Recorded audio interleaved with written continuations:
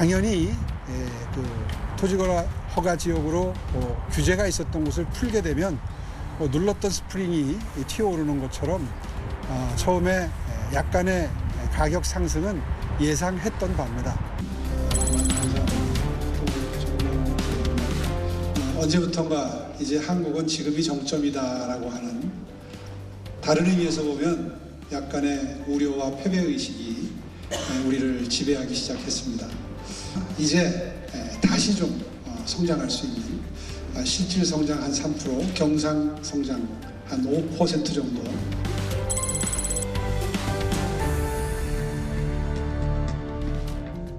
지혜롭게 좀 더 시간적인 여유를 가지고 완벽한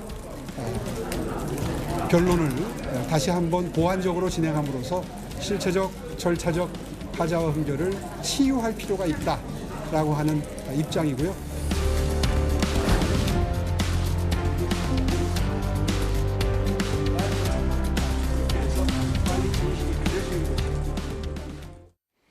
네, 조기 대선 가능성을 염두에 두고 움직였던 여권의 잠룡들이 윤석열 대통령 석방 이후에 공개 활동을 좀 자제하는 모습을 보이고 있죠. 이 강성 지지층의 반감을 살 수 있다는 우려가 깔린 행보로 보입니다. 이런 중에 오세훈 서울시장이 성장 담론을 담은 책을 내서 관심이 모아지고 있습니다.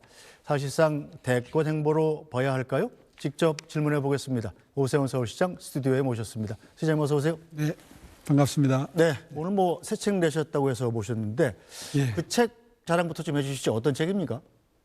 이제 오늘부터 예약 판매를 시작을 했는데요.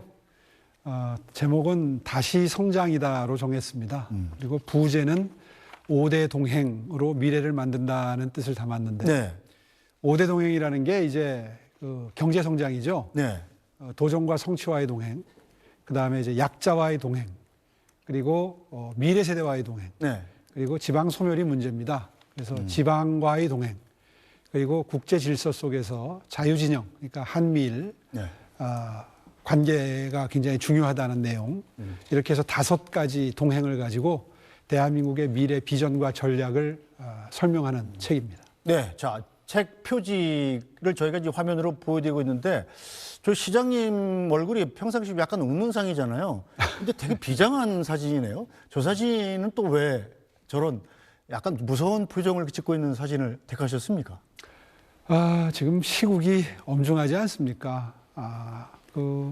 정상적으로 돌아온 대선이 아니라 혹시 대선이 치러지게 되면 조기 대선이지 않습니까? 네.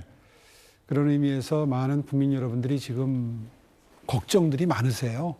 그런 의미에서 좀 더 어떤 엄중한 상황을 반영한다고 할까요? 네. 그런 뜻을 담고 있고요. 지금 일부에서는 피크 코리아다 그래서 대한민국이 지금 어떤 그 번영의 정점에 있다. 네. 다시 말해서 이제 내리막만 남았다. 네. 이런 위기의식이 지금 팽배해 있지 않습니까? 그런 상황 인식을 담았다고 봐주시면 되겠습니다. 그런 비장감이 좀 느껴지는 얼굴이군요. 네. 자, 일단 오세훈 서울시장, 단순히 서울시장이 아니지 않습니까?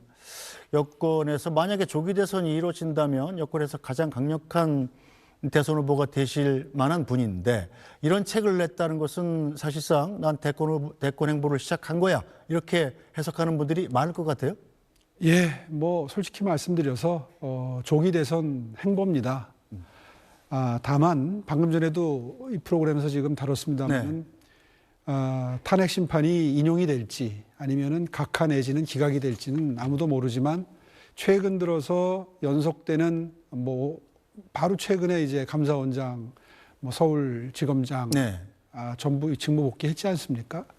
그러니까 민주당의 이 다수 의석을 바탕으로 한 의회 폭거, 탄핵을 가지고 만행을 저질렀는데, 이제 그런 상황 속에서 헌재의 판결은 아무도 예측을 못할 수가 없기 때문에, 혹시 있을지도 모르는 그 대선을 준비하지 않다가 만에 하나 갑자기 선거를 치르게 되면 사실 이재명 대표에게 대통령직을 그냥 허락하는 결과로 이어질 수 있는데, 이제 그렇게 되면 다음 민주당의 대통령은 입법, 사법, 행정부를 전부 장악하는 아주 막강한 대통령이 됩니다.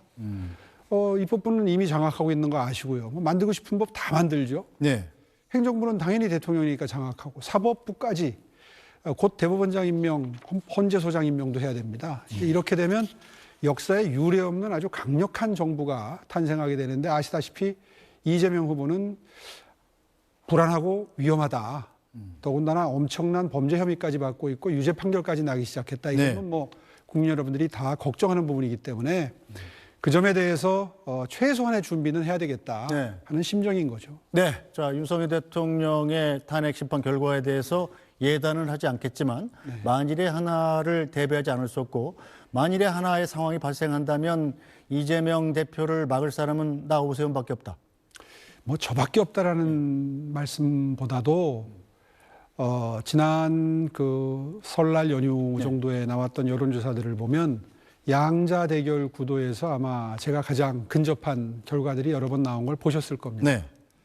실제로 조기 대선이 치러지게 되면 중도 확장력에 대해서 가장 그 높은 평가를 받고 있는 후보가 아무래도 상대를 해야 되겠죠.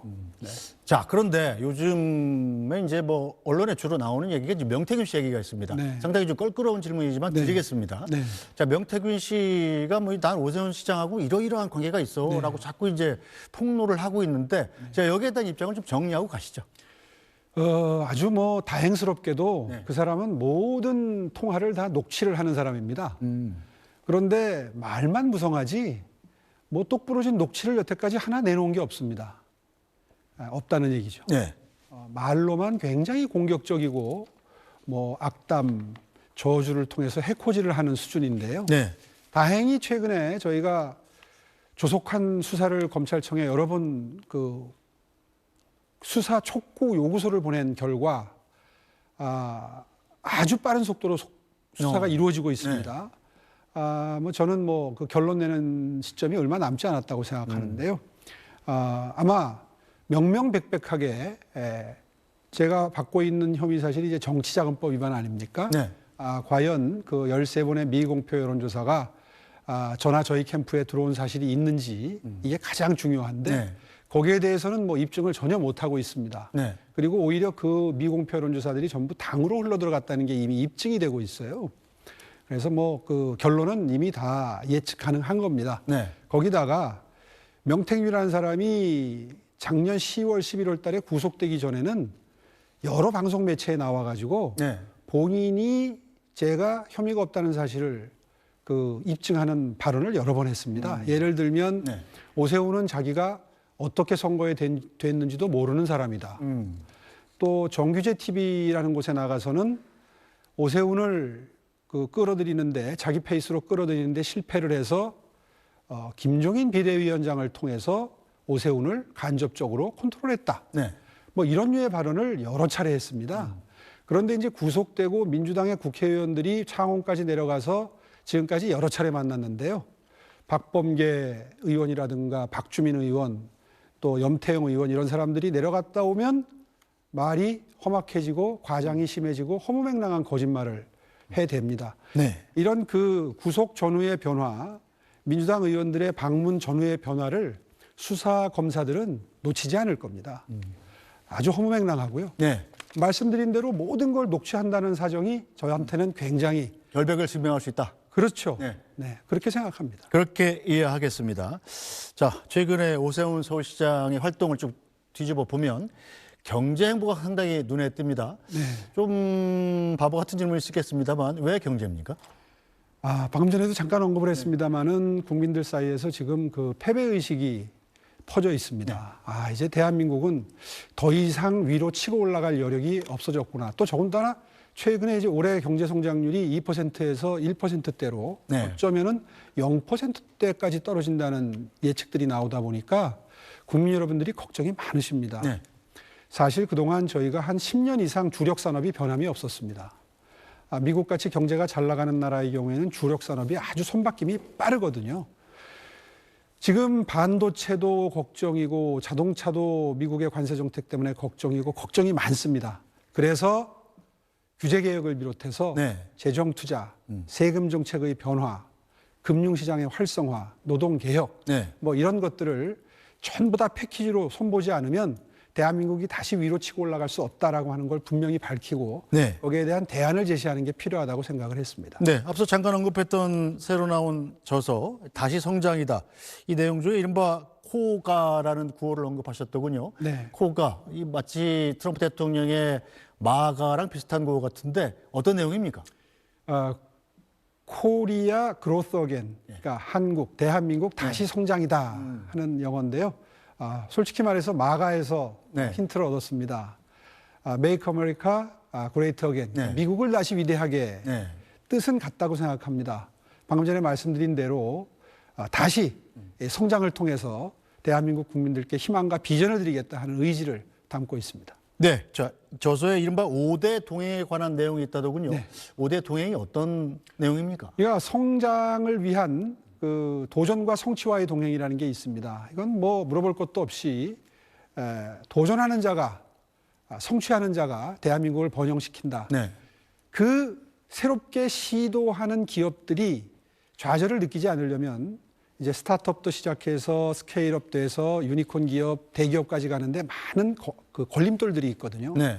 이런 것들을 다 앞장서서 치워주는 어떤 서비스 정부가 돼야 된다. 그래서 기업 성장 부총리 제도를 제안을 했는데요. 네. 지금 우리나라가 경제 규모는 커진 데 비해서 규제는 옛날 옷을 입고 있어서 더 이상 몸이 크기가 어려운 네. 그런 한계 상황에 도달해 있는 업종들이 많습니다.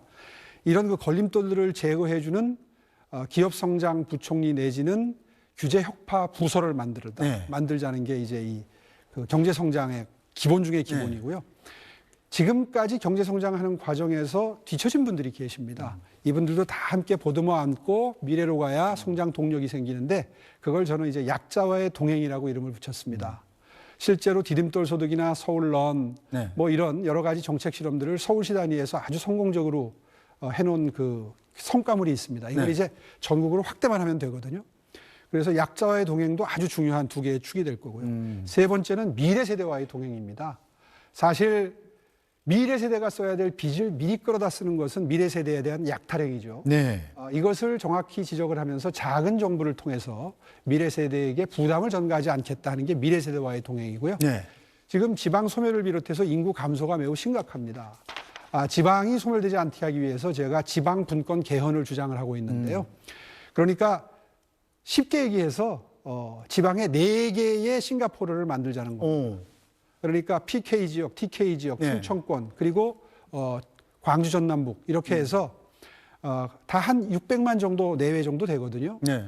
싱가포르이 지금 한 8만 5천 불 정도 되지 않습니까? 네. 1인당 국민소득이. 그렇게 되면 국내적으로도 경쟁을 하고 네. 그다음에 국외의 뭐 상해나 동경과도 경쟁을 해서 아마 굉장한 그 발전 전략들이 나올 겁니다. 예를 들면 25만 원씩 나눠주자 할 때 지방에서 찬성하는 비율이 높은데 네. 그걸 이렇게 경쟁을 시키게 되면 아마 생산적인 데 쓰자는 지역 여론이 더 크게 일어날 겁니다. 네. 이렇게 해서 국민소득 3만 5천 달러 근처에 머무르는 게 벌써 10년 네. 됐는데요. 어떤 그 비약적인 성장을 위한 마음가짐이 새롭게 만들어질 거고요. 그렇게 되면 대한민국이 3만을 지금 6천 불 언저리에서 금방 5만 달러, 10만 달러 갈 수 있다. 이게 이제 지방과의 동행이고요. 네. 마지막으로 대한민국은 한미일 삼국 관계가 매우 중요한 국제 관계의 축이 돼야 된다. 네. 북중러에 대항하기 위해서도 그렇고 새로운 밸류 체인, 다시 말해서 공급망이 바뀌고 있고 미국의 신행정부가 관세 정책을 통해서 지금 굉장히 국제적으로 무역 질서를 흔들고 있지 않습니까? 네. 이럴 때에 과감하게 미국과 함께하는 그런 무역 질서를 만들어냄으로써 대한민국을 다시 한번 성장시키는데 큰 외교, 안보 정책을 활용할 수 있다. 특히나 외교뿐만 아니라 요즘에 경제 안보도 굉장히 중요한 네. 거거든요. 이제 그런 내용을 순차적으로 5가지를 담았습니다. 자, 경제뿐 아니라 이게 국가 외교 정책까지 마치 대선 공약집을 방북해야 할 내용일 것 같은데요. 사실상 대선 비전 전략서라고 봐주셔도 좋겠습니다. 알겠습니다. 자, 이 경제 얘기 나온 김에 부동산 얘기도 좀 해보겠습니다. 얼마 전에 이 강남 지역에 토지거래 허가 구역을 해제하지 않았습니까? 네. 그래서 그 지역들을 중심으로 이 땅 집값이 굉장히 급속하게 오르고 이게 이 부동산 투기를 부추기는 것 아니냐 이런 비판들이 있습니다. 어떻게 보십니까? 예, 사실 이번에 푼대의 중점에는 잠실 지역이 있는데요. 이 지역은 지난 5년 동안 토지 거래 허가 구역으로 묶여 있었습니다. 이건 사실상 매우 반시장적인 규제입니다. 제가 요즘에 서울시의 100일, 그러니까 1월 1일부터 4월 10일까지 100일 동안 규제 혁파를 하고 있는데 그 규제 혁파 중에 하나입니다. 네. 부동산 가격을 누르는 데는 효과가 있었지만 거래 자체를 재산권 행사를 막는 거기 때문에 반시장적이고 반기본권, 그러니까 반헌법적이죠. 그래서 부동산 경기가 하강 국면에 있을 때 풀어줘야 되겠다 생각을 하고 있었는데 네. 지난 12월 1월까지의 통계를 보면 거래량은 네. 한 30% 줄었고요. 네. 그리고 가격도 확실히 하향 안정화되는 걸 확인을 하고 이번 기회에 풀지 않으면 영원히 못 풀겠다 하는 판단을 했습니다. 다만 부동산 가격을 안정시키는 건 서울시나 정부가 꼭 해야 될 일이기 때문에 과도하게 오른다면 그러니까 이게 풀리면 조금은 오르는 게 당연하죠. 네. 그동안 인위적으로 눌러놨으니까요. 그런데 과도하게 오르면 다시 또 특별한 규제를 할 수밖에 없다 하는 것을 지금 분명히 하고 있습니다. 네, 뭐 서울과 지방 사이도 그렇습니다만 서울 시내 안에서도 이 강남과 강북 이 양극화가 굉장히 심하지 않습니까? 네, 이 그렇습니다. 문제는 어떻게 풀어야 할까요? 현상 부동산 가격을 하향 안정화시키고 균형을 잡는 데에는 대량 공급이 필요합니다. 그래서 제가 지난 4년 동안 이른바 신속통합기획과 그 각종 재개발, 재건축 사업 그리고 모아타운이라는 거를 아주 뭐 강력하게 시행을 해서 한 150군데 가까운 신통기획, 신속통합기획 단지들이 지금 속도를 내고 있고요. 100군데 정도 이상의 모아타운 단지도 지금 시작이 됐습니다. 그렇게 해서 조만간 이제 공사에 착공하게 되면 수급 균형이 맞게 될 겁니다. 네, 뭐 잘 됐으면 좋겠습니다. 자, 오세훈 서울시장의 청년 정책 중에 영테크 정책이라는 것이 굉장히 호응도가 높다고 들었습니다. 여기에 참여한 청년들의 뭐 자산이 뭐 무려 45%가 늘었다고 하더라고요. 예. 이건 어떤 정책입니까? 저도 믿지를 못했는데요. 네. 제가 한 4년 전쯤에 요즘에 재테크를 하는 젊은이들이 많이 늘어났습니다. 네. 주식 투자나 코인 투자나 이런 걸 하는데 친구 따라 강남 간다고 친구가 돈 벌었다 그러면 그 종목 쫓아갔다가 망하죠. 오히려 돈을 잃어버리는 네. 이런 일이 반복돼서는 안 되겠다 싶어서 기본적인 재테크 교육을 받고 투자를 해라 하는 취지에서 마련한 정책인데요. 지금 연간 뭐 10,000명, 20,000명씩 참여를 하고 있는데 온 오프라인 교육을 통해서 하는데 2년 연속 교육에 참여한 1,100명을 대상으로 재산 조사를 했더니 순자산이 45%가 늘었습니다. 굉장한 그 변화인데요. 네. 그 내용도 매우 건전하고 건강합니다. 저는 그 주식 투자나 코인 투자를 해서 버는 줄 알았더니 기금저축이나 연금저축 같이 매우 건전한 형태의 어떤 그 생활의 소비 행태를 바꾸고 네. 저축 습관을 들여서 재산을 많이 불렸더라고요. 매우 바람직하다고 보고 이걸 좀 전국으로 확대했으면 좋겠다 해서 어저께 행사를 했습니다. 네, 청년들의 자산 형성이 중요하다고 보시는 이유가 있겠죠?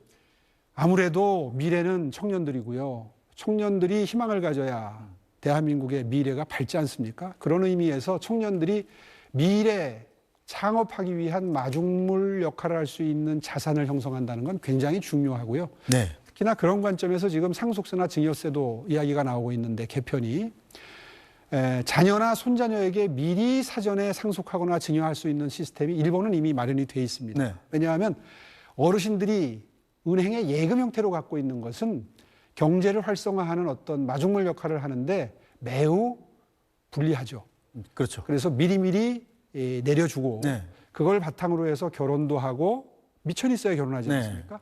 결혼도 하고 창업도 하고 그리고 어떤 새로운 시도를 하는데 미천으로 쓸 수 있도록 한다든가 하는 것들이 전부 이 젊은이들의 자산 형성과 관계가 있기 때문에 요즘에 그런 부분에 대한 언급을 자주 하고 있습니다. 네, 자 경제 얘기 나온 김에 민주당의 상법 개정안 얘기도 좀 해보겠습니다. 자, 민주당이 상법 개정안을 국회에서 통과시켰어요. 여당은 최상목 권한대행한테 거부권 행사를 건의한다고 하는데 이 문제는 어떻게 푸는 게 맞다고 보십니까? 저는 이것도 민주당의 이재명 대표의 아주 전형적인 얄팍한 술수라고 생각을 합니다. 실제로 상법을 이렇게 개정하게 되면 중소기업, 아주 조그만 기업도 대기업과 똑같이 경영상의 결정에 매우 위축되게 됩니다. 무슨 말이냐 하면 네. 똑같은 경영상의 판단을 하는데 어떤 결정은 단기간, 초단기간적으로는 회사 경영에 도움이 되지만 장기적으로는 해가 될 수도 있고 또 그 반대의 경우도 있을 수 있습니다. 여러 가지 경우의 수가 있는데 어느 쪽이든 시비를 걸고 소송할 수 있게 되면 경영상의 결정을 하는데 매우 위축되고 어떨 때는 아마 회피하고 결국은 투자가 기업 경영이 위축되는 결과가 될 수 있어요. 이런 결과를 이재명 후보라고 이재명 대표라고 모르지 않을 겁니다. 한 이유는 나는 일단 요즘에 그 소액 주주들이 이 대기업들이 장난질 치는 거, 다시 말해서 뭐 기업을 분할한다든가 네. 합병하는 이런 방법을 통해서 대주주의 이익을 추구하는 것을 이제 눈치를 채가지고 싫어하는데 그래서 주식시장을 살리기 위해서 어떤 그 주주들의 이사들의 충실 의무를 만들어야 된다 이런 여론이 있거든요. 네. 여기에 영합하면서 일단 본인은 그렇게 통과시켜 줬고 정부 여당은 오히려 이걸 반대하고 거부권을 행사했다. 이런 모양새를 만들어서 갈라치게 하려는 거 아니냐 하는 왜 그런 추측이 가능하냐 하면 이 다른 방법도 있을 수 있습니다. 네. 예, 자본시장법 같은 데다가 이 규정을 넣게 되면 대기업들만 여기에 해당이 되고 상장기업들 해당이 되고 조그만 기업들은 이런 경영상의 애로를 겪지 않아도 되거든요. 네. 그렇게 해줄 수도 있는데도 불구하고 이번에 상법을 개정했다고 하는 것은 이런 얄팍한 술수가 게재돼 있다. 이렇게 보고 저는 정말 그런 행태를 보면서 분노하지 않을 수가 없습니다. 네. 자, 오늘 어려운 시간 내주셨는데 조기 대선이 열리든 아니면 뭐 윤석열 대통령이 복귀해서 차기 대선이 열리든 간에 오세훈 서울시장은 아마 반드시 다음 대선은 나올 것이 제가 보기엔 확실합니다. 그렇죠? 조기 대선이 열리면 네. 그때 대비한 네. 대비책이죠. 네. 자, 그렇다면 나 오세훈이 만드는 이 대한민국의 미래는 이런 모습일 것이다. 미래 비전을 설파하실 시간을 드리겠습니다. 네, 아마 지금 국민 여러분들이 가장 바라는 리더십은 안정적이고 예측 가능한 대한민국일 겁니다. 이걸 저는 비정상의 정상화라는 표현을 씁니다. 국민 여러분 지금 마음이 많이 복잡하시고 힘드십니다. 이러한 때에 안정적인 리더십이 나타나서 다시 성장이다라는 화두를 가지고 기업 활동을 진작시키면서 젊은이들께 희망을 드리는 그런 대한민국이 될 수 있도록 우리가 다 함께 노력해야 된다고 저는 생각을 합니다. 알겠습니다. 자, 오늘 시간 내주셔서 고맙고요. 다음에 또 나와주시기 부탁드리겠습니다. 네, 고맙습니다. 네, 뉴스 브리핑은 잠시 뒤에 돌아오겠습니다.